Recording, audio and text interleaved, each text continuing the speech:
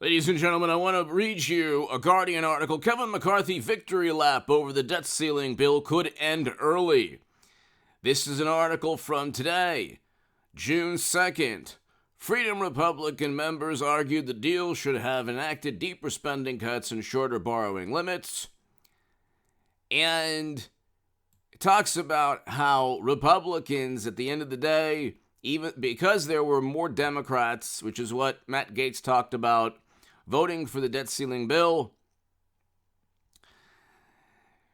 Because of this was a short-term victory for Kevin McCarthy and perhaps the beginning of the end of his speakership. I think what's going to take place is the following. There are a number of Republicans planning to begin no confidence proceedings against McCarthy. They might not do it right away because you have the weekend. The next big test, if he fails that from a conservative perspective, if you have more Democrats voting than Republicans for the next bill or the next big topic, you're going to see a no confidence proceedings and an attempt to replace McCarthy. One problem I think they might have is they don't have an actual replacement at this moment. So Matt Gaetz talked about how he would start, and he's on record as saying he would start the process of removing Kevin McCarthy if more Democrats than Republicans voted for the debt ceiling package, which is what took place. I think that, number one, they have to get a replacement. They don't have a replacement. They don't have somebody that wants to challenge him at this very moment. Number two, the timing. The debt ceiling package passed right before the weekend. They come back Monday. I think it's a new ballgame. You're probably going to see somebody emerge as a potential replacement. The really big issue is impeachment. So you have James Comer receiving today, and I did a segment on this, the letter from the Federal Bureau of Investigation that the Bureau was keeping away from the Judiciary Committee, detailing an allegation against Biden when he was vice president,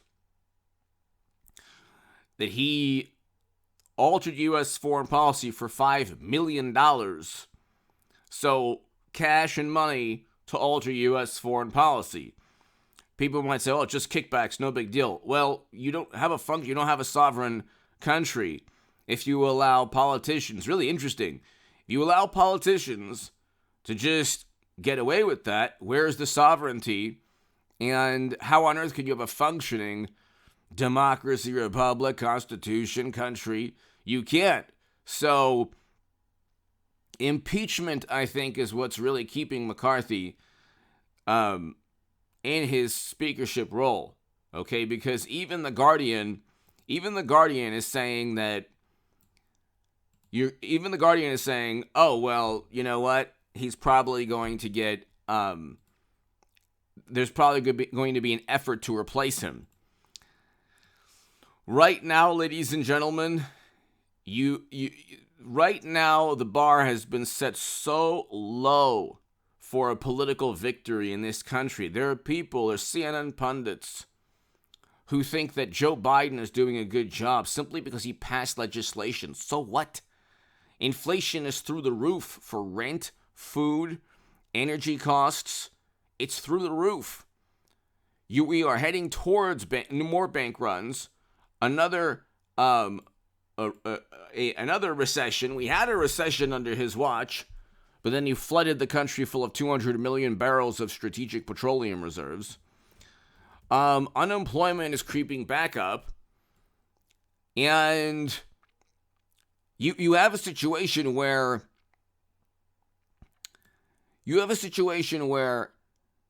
the country is heading towards economic turmoil. Foreign policy is a catastrophe. So foreign policy, we're 90 seconds to midnight, according to the Bulletin of Atomic Scientists. And they say, well, unemployment is low. Yeah, but real wages are still down. People are still losing money on their paycheck. They're still losing money on their paycheck. Because you could say that you could say inflation is 4.95% forever. It still won't matter to people who have to pay rent, who go to the supermarket, and who have to pay electric bills in blue states and gas bills.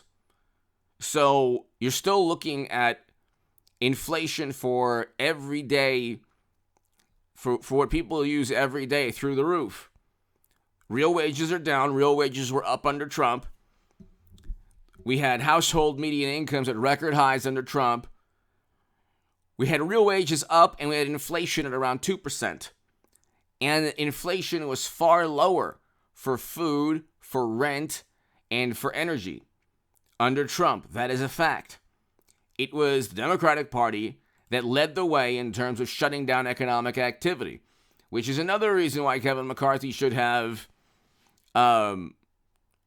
it was another reason why Kevin McCarthy should have held out a little bit more. The interesting thing is that McCarthy views this to be a victory. Oh, we averted a shutdown. Or no, I'm sorry, a default. You could have averted a default and still gotten more from Democrats because you run the House of Representatives. So you could have done a lot more. You have the House of Representatives. So he could have done a lot more in terms of leverage. Impeachment is, like I said, probably keeping him in his role for the time being. Democrats know that Biden will get impeached. Trump did not back McCarthy because he likes his personality. Trump backed McCarthy because of impeachment, as did Marjorie Taylor Greene and Jim Jordan. So initially, these Republicans backed these Trump Republicans, and Trump himself backed McCarthy because of impeachment. That's exactly why that's the primary reason they've backed him. And that's the primary reason I think he hasn't been removed already. But here, I mean, it's like, you have this inability to look at Biden and you look at McCarthy, and it's like, what? You can just focus on Biden. Or McCarthy says, oh, it's an achievement to avert a default. We should never have been in this position to begin with. $6 to $7 trillion added to the national debt in 4 years. Why? Because of a once in a lifetime, you know what? No, it was our reaction, led by Democrats and media and bureaucrats. Wasn't Trump's policies that led to the $7 trillion.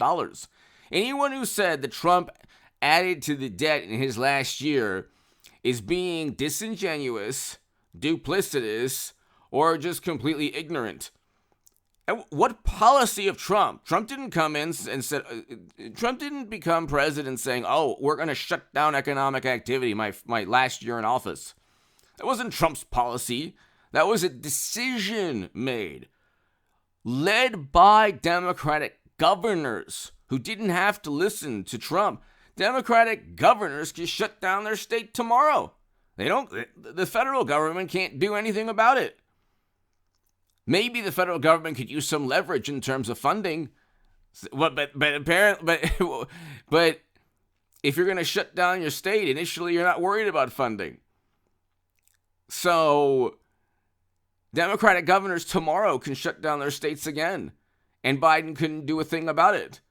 So how on earth is that Trump's fault?